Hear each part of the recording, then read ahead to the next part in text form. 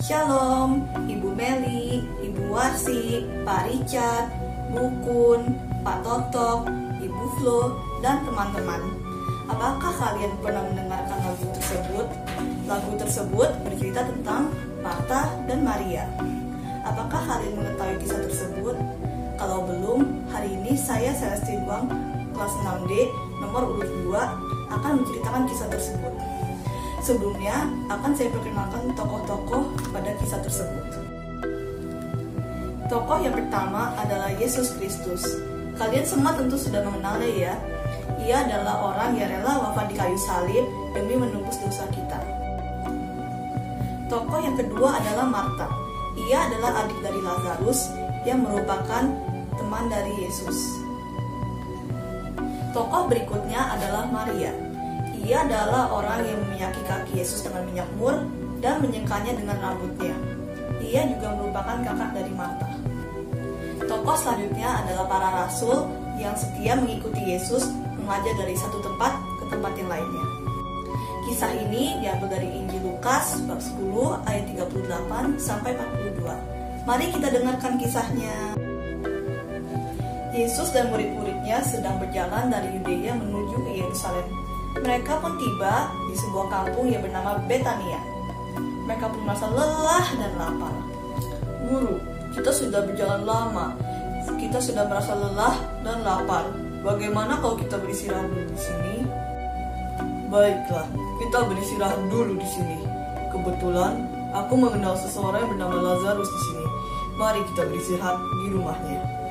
Yesus dan murid-muridnya pun berjalan menuju rumah Lazarus dan mengetuk pintunya. Halo, apakah ada orang di dalam? Kami kebetulan sedang melewati kampung ini untuk beristirahat. Masuklah Tuhan, akan kusediakan makanan untuk kalian. Yesus dan murid-muridnya masuk ke dalam rumah itu. Di sana mereka bertemu dengan Maria yang merupakan saudara dari Martha. Maria pun mempersilahkan Yesus dan murid-muridnya duduk. Silahkan duduk Tuhan. Mereka pun duduk dan Yesus mulai mengajar. Maria ikut duduk di dekat kaki Yesus dan mendengarkan ajarannya.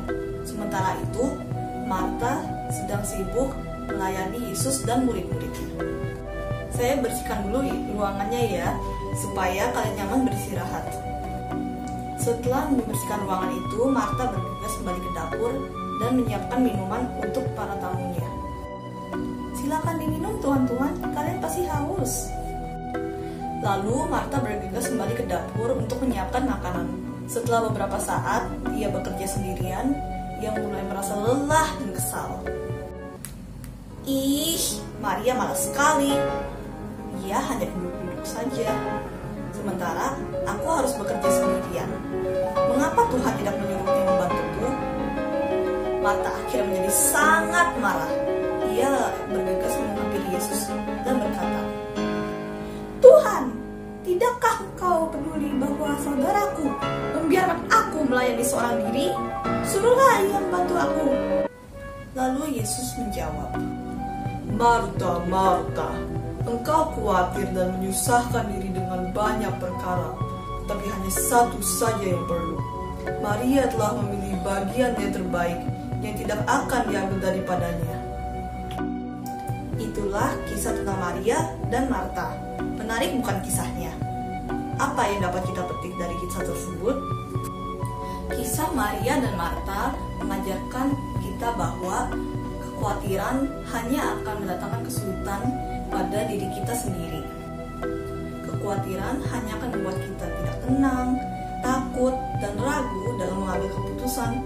Bahkan, tak jarang pula kita menyalahkan Tuhan atas kekhawatiran dan masalah kita seperti Martha. Dalam hidup ini, kita dapat memilih untuk hidup penuh dengan kekhawatiran seperti Martha atau hidup tenang seperti Maria. Kenapa kita begitu mudah khawatir? Itu karena kita lebih mendengarkan suara orang-orang di sekitar kita daripada suara Tuhan. Jadi, bagaimana caranya agar kita tidak mudah khawatir dengan banyak perkara? Hanya ada satu cara saja, yaitu duduk di kaki Tuhan dan mendengarkan firman-Nya. Ayo, mulai hari ini jauhkanlah segala kekhawatiran kita dengan lebih mendekatkan diri pada Tuhan dan mendengarkan firman-Nya. Semoga kisah Maria dan Marta dapat bermanfaat bagi hidup kita dan dapat menjadi pelajaran pada hidup kita. Terima kasih. Bersihkan hatiku dengan sucinya cinta-Mu, jadikan hatiku istana cinta-Mu,